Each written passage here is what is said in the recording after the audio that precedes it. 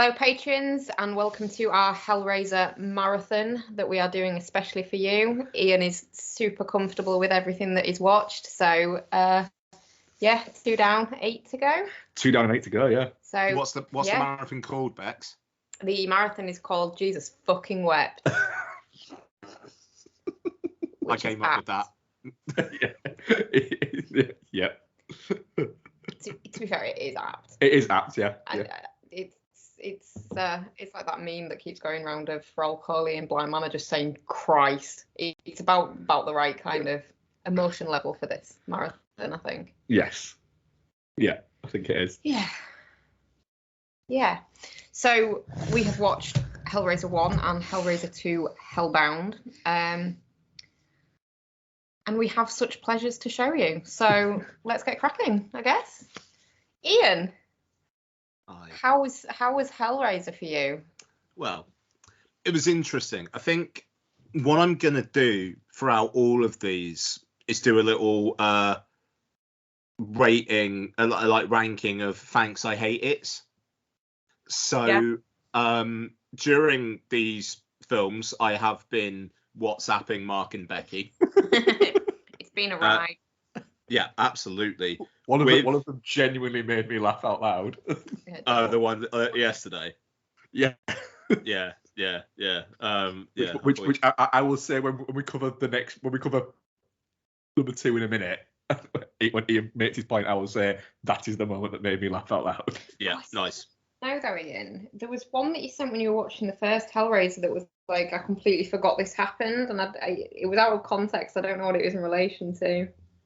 Oh, okay, yeah, no, all right. So I sent over 3 pictures while watching the first Hellraiser. Right, I've got to say, Shudder, the fucking picture quality of these films on Shudder is disgusting. It is sub-DVD.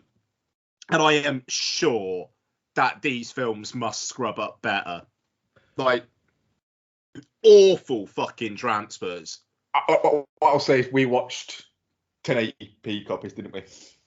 They were beautiful. And I mean, Clive Barker himself freely admits the fact that the first thing he said on his first day on set of the movie was literally turned around the crew and went, "What the fuck do I do?"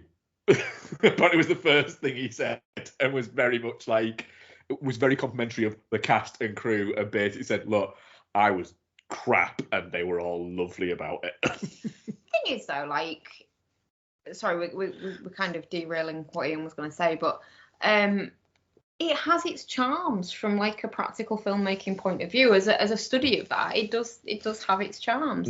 So, Ian, what's your ranking going to be then? So to be honest, actually, looking at this, I only did 2 thanks, I hate it's. So to be fair, when it comes to Hellraiser 2, there's another one I should have done thinking about it. And I'll try and pay more attention to this going forward. But just to confirm, the thanks I hate it were the sequence where Frank's like skeleton and whatnot is reconstructed. Oh, do you know what I really enjoy about that bit though? You know, when he's got like the wiggly bits coming out of the top of his neck that then connect into his skull, and they're just like wiggling around. I love that bit. Yeah, thanks, I hate it. And then Frank talking to Julia when he's basically all just kind of like muscle tissue. Sticky Frank. Yeah, and he is sticky as well, isn't he? But I mean, like, it's you can't fault the effects in the film. They are incredibly evocative. I mean, they really are. The Jesus wept bit at the end is fucking incredible. I mean, like, in terms of sheer, like, artistry, that stuff cannot be denied.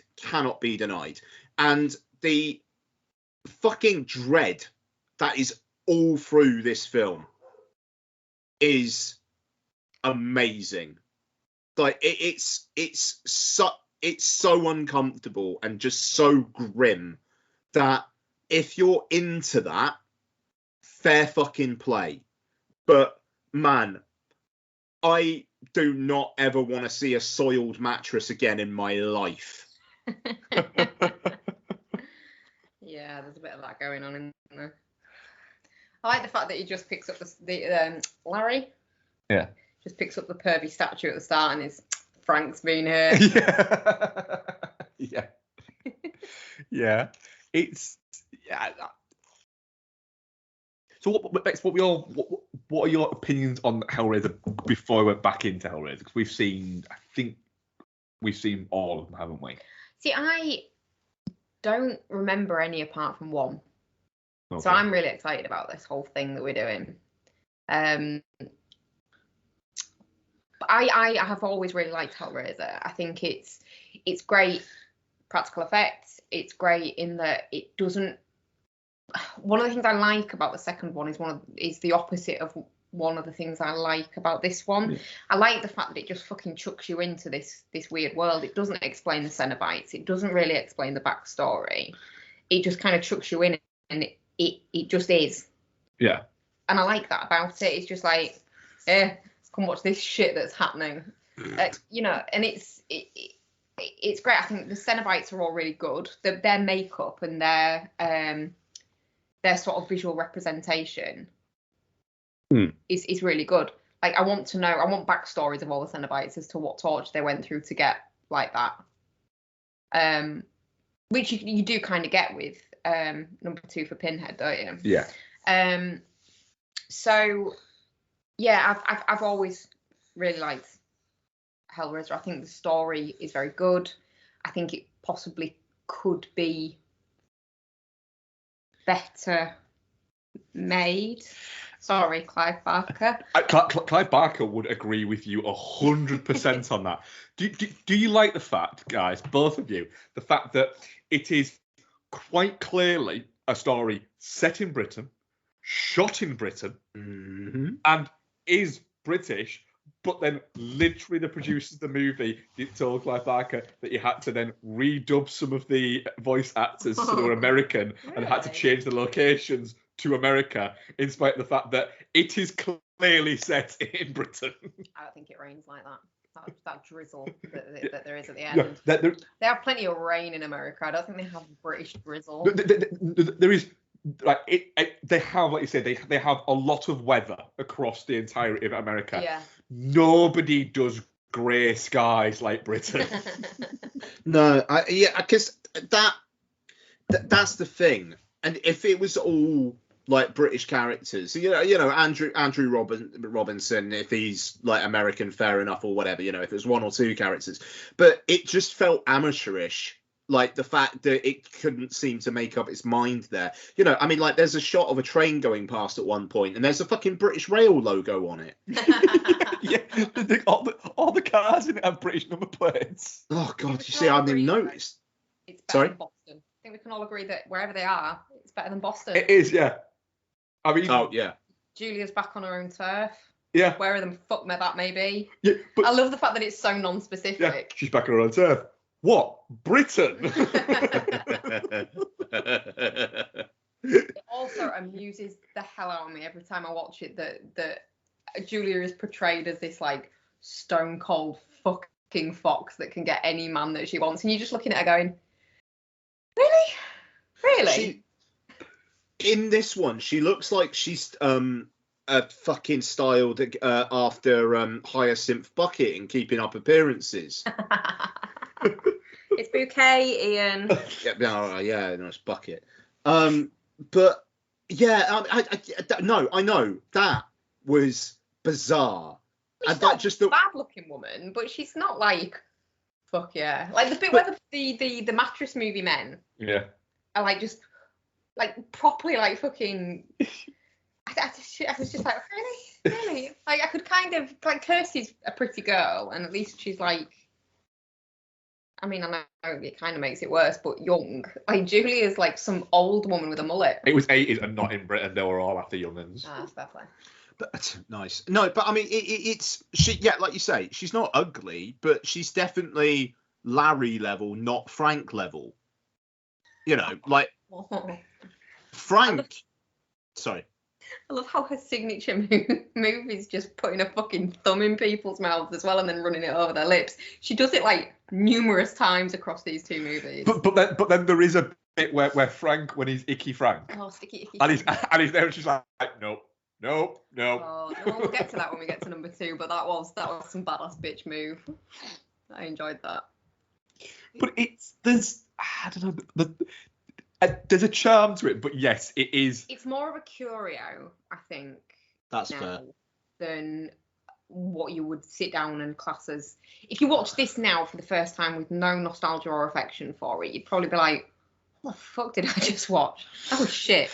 That was really badly made. But like because there is that kind of background there, I think if I showed this to, say, Isabel as a young horror fan, she'd be like, what the fuck?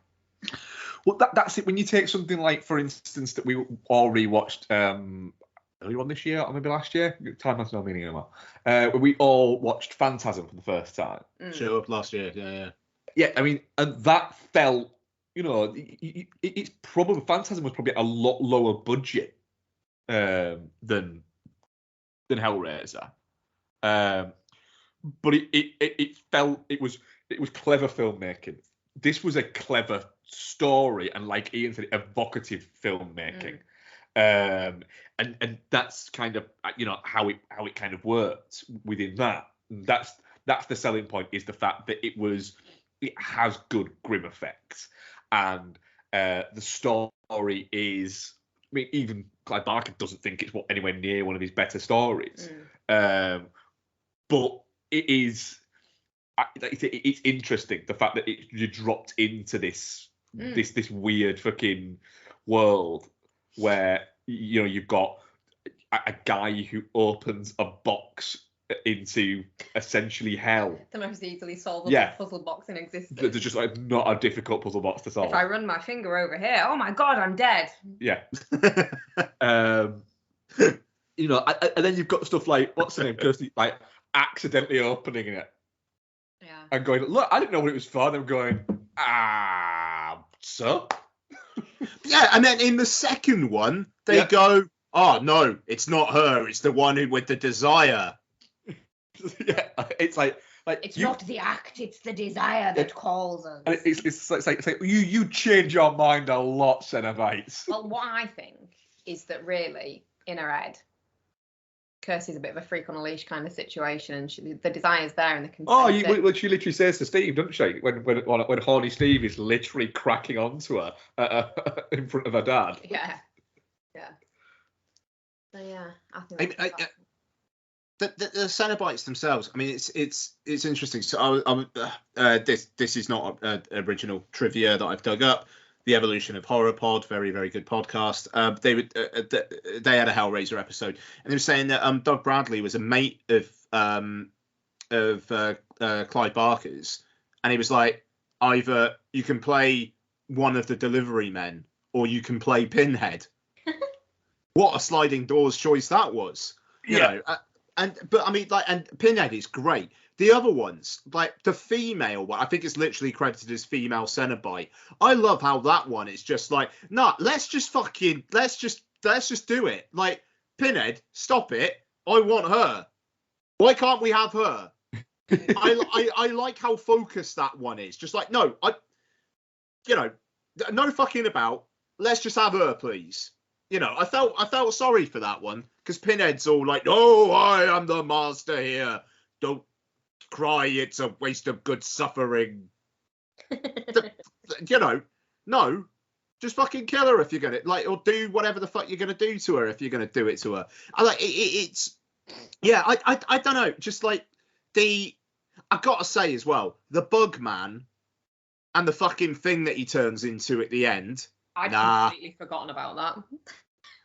Like, what? Because this is the thing, right? My memory, I've seen Hellraiser once before, and literally the only thing I could have told you was Pinhead's in it, because Pinhead's in it, and there's some sort of flying creature at the end. That's literally all I could have told you about it. And when that came up, I was just like, yeah, okay, shit, that is the credits, and they're just not going to explain that. Brilliant. What the fuck? Yep. He's obviously like a guardian of the box or something, isn't he? Yeah, but he never explains. Like, I don't think his character ever gets explained though. No, just like seeing cricket. Yeah, that's a bit of a grim one. That one. He just dead on looks her in the eye while he's just munching on his crickets as well. I love that bit. In that, definitely in the US pet shop. Yeah. Yeah. Yeah.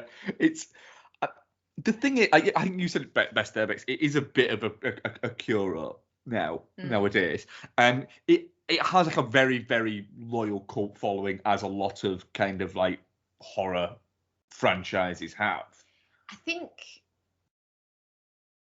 it largely revolves around Pinhead, though. Like in the same way that a lot of Silent Hill kind of hardcore fans are what's Pyramid Head fans. Yeah. It's like if you have a good creepy baddie, then you're fairly golden, to be fair.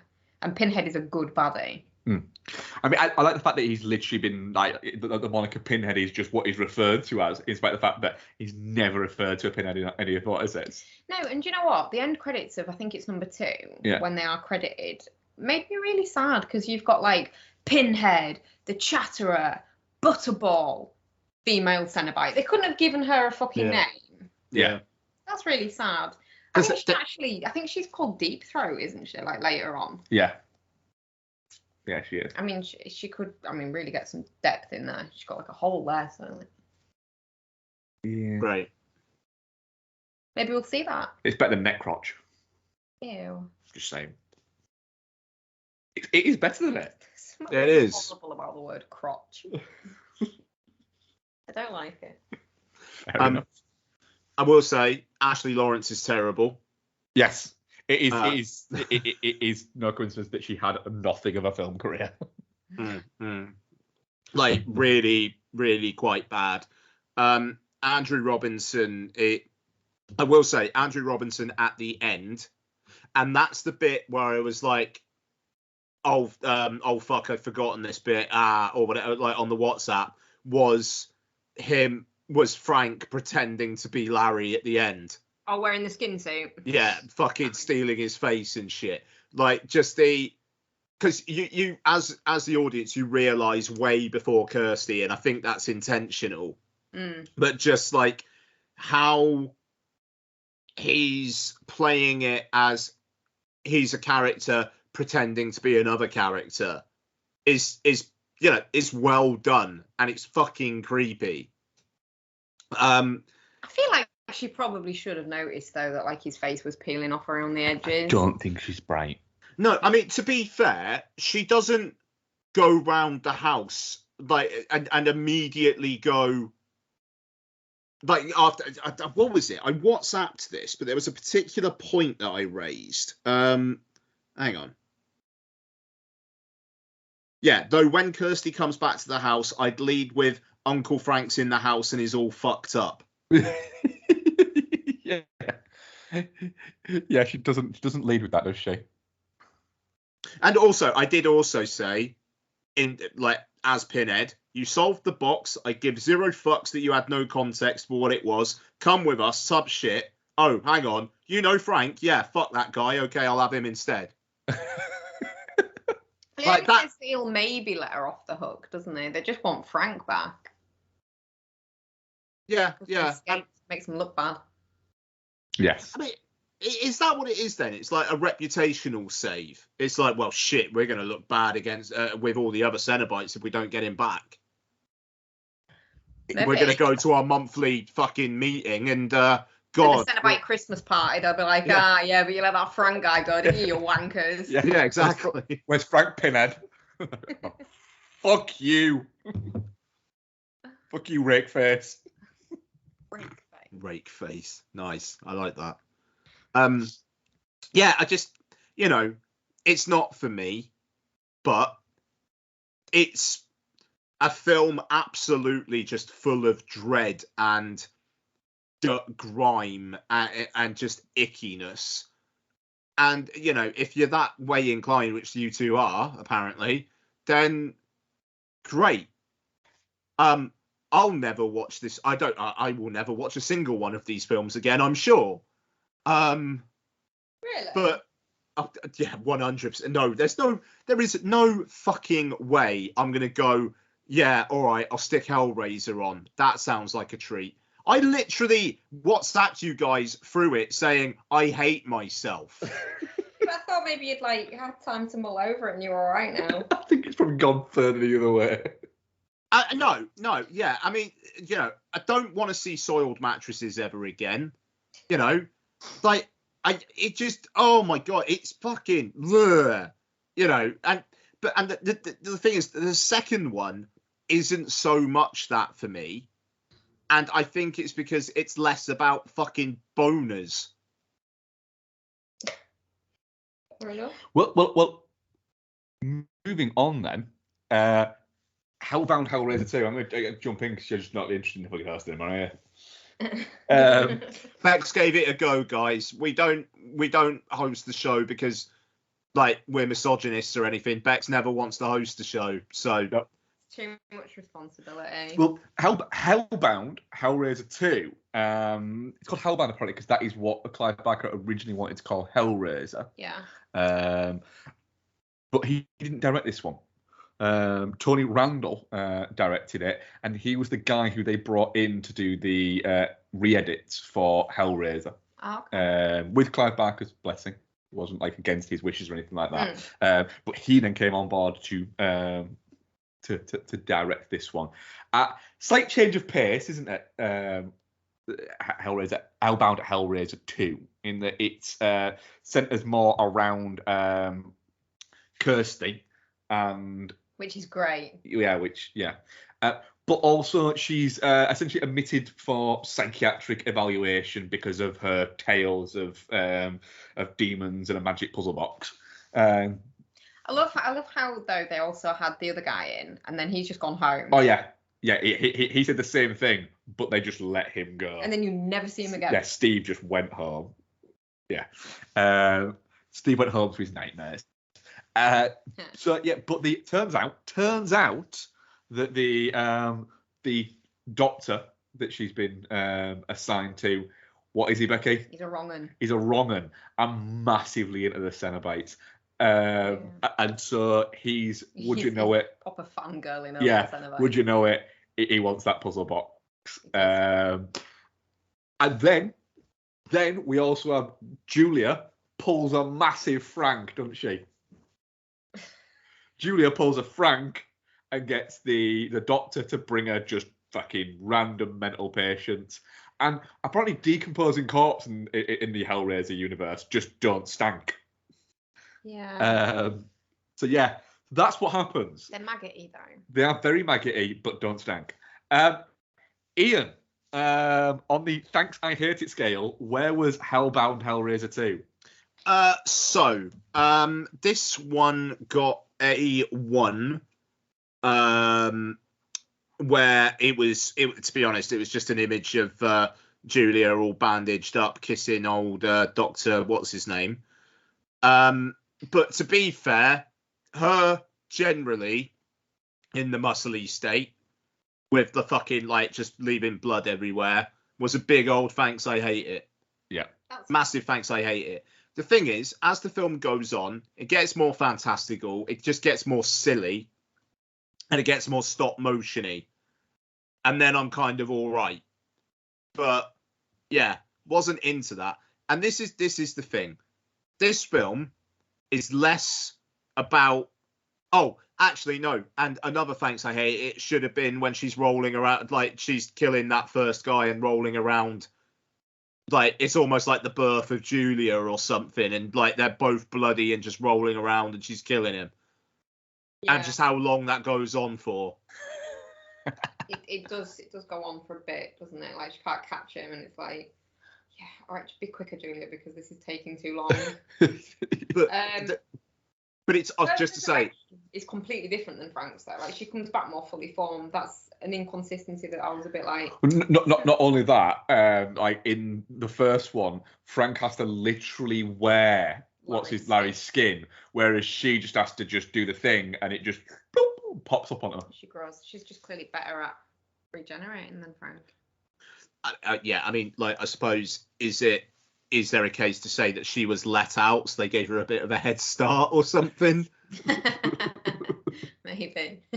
But but then that bit is kind of nullified by Kyle, and the wonderful adventures of Kyle. Big Ed Kyle. Fucking right, Kyle is fucking incredible. I really latched on to him in the first half of this because he's the doctor's assistant. He's got a little bit of a boner for old Kirsty and goes, right, I'm going to break into my boss's house. How am I going to do this? I'm going to open a fucking window and just climb on in. And then I'm going to have a look around. I'm going to keep on saying, Jesus Christ. Jesus Christ. It does say Jesus Christ a lot in that, doesn't it? Oh, my God. And just like, he's been into this shit for years. And just like the way he's saying it all is just like, this is very surprising. Wow. You know, and like, and then he's got kind of a Judge Reinhold kind of energy going on. There is a Reinholdiness to him, yeah. Very Reinhold-esque. I love that, you know, Steve, it's just like, yeah, we let him go, you know, fair enough. He's never mentioned again. And then Kyle comes into the mix, and I'm thinking, oh, fucking hell, we're going to be with this dickhead for, like, the roast of the film. Nope. The first opportunity Julia has to kill him, he's done. It is fucking incredible. And this is the thing, right? This film surprised me, because the first half feels like a kind of a redo, but on a bigger scale than of the first one. And the second half, it basically turns into Labyrinth if it was in a fucking S&M dungeon. That's fair. Yeah. Wasn't expecting that. Didn't hate it. I didn't hate it. You know, yeah. It's a bit bonkers. It is number two. It's got a much more well-rounded movie story, though. I would say movie storyline. Yeah, I can see that. It probably lends itself to being a more accessible horror movie than the first one does for audiences. Yeah, it's a more accessible horror. There's less. It's still got the gore factor, but it's not as icky, and it's not as nowhere near as icky. No. It's not quite as horny as the first one is. No. But we do get taken on the adventures of Kirsty and Tiffany, who all of a sudden can just speak at some point, like she got bored of not talking. Yeah.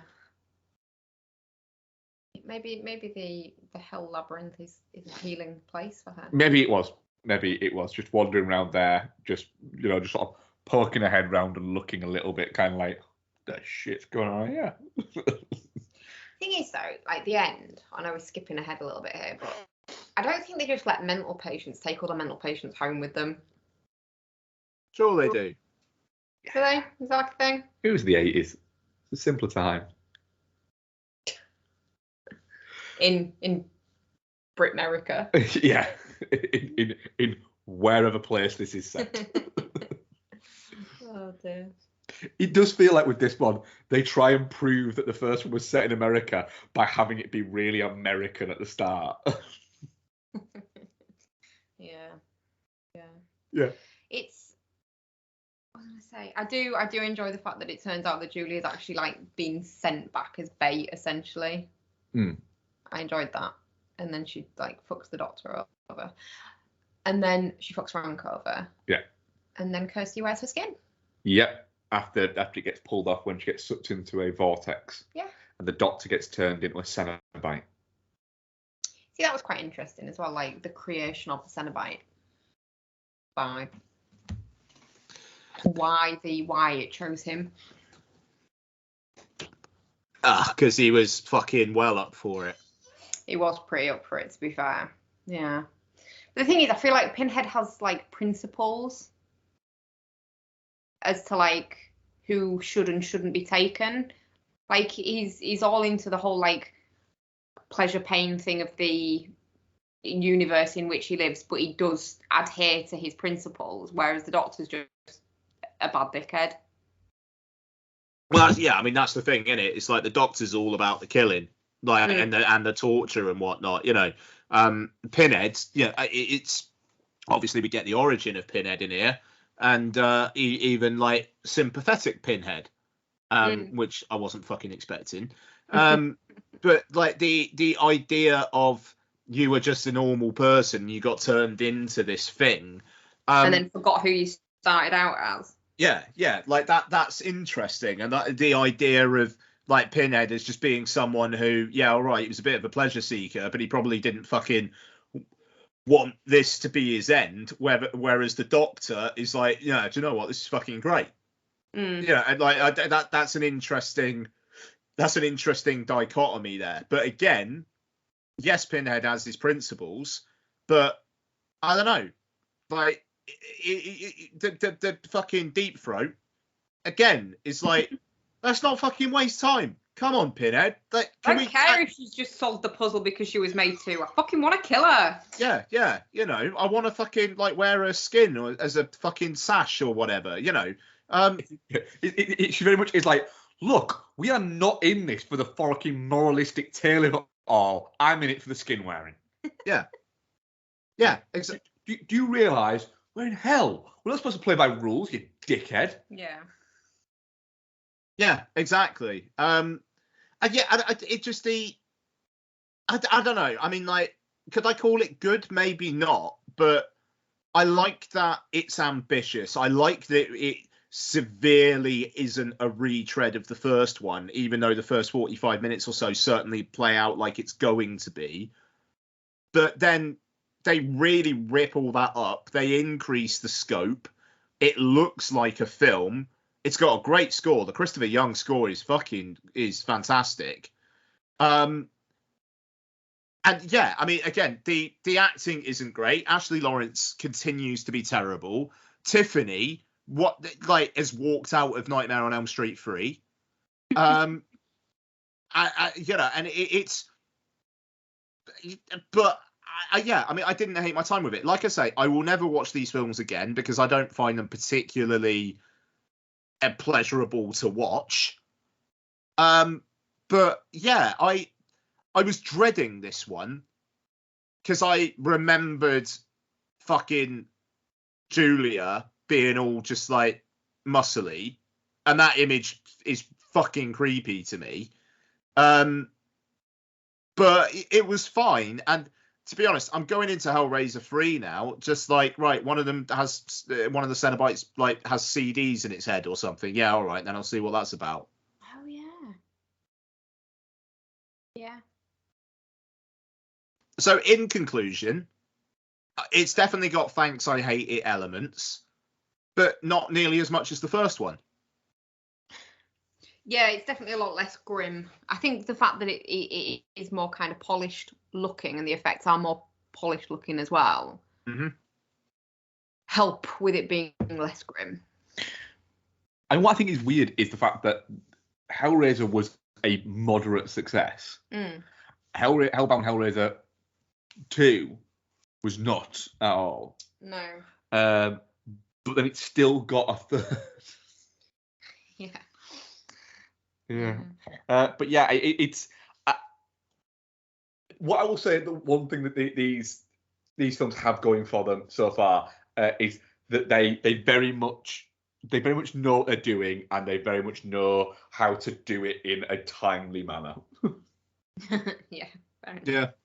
Fair enough. You know, they know, right, we can keep people's attention and we can show off with this grimness for like 90 minutes, but once we go above that, people are going to just go, it's a bit boring this now. Yeah. So there's very much that. But yeah, next week we have Hellraiser 3 and 4 to come. 4. Yeah. Very exciting. So, thank you very much for listening, Patreons. And we shall be weeping again next week. Can't wait. Wasted suffering, Mark.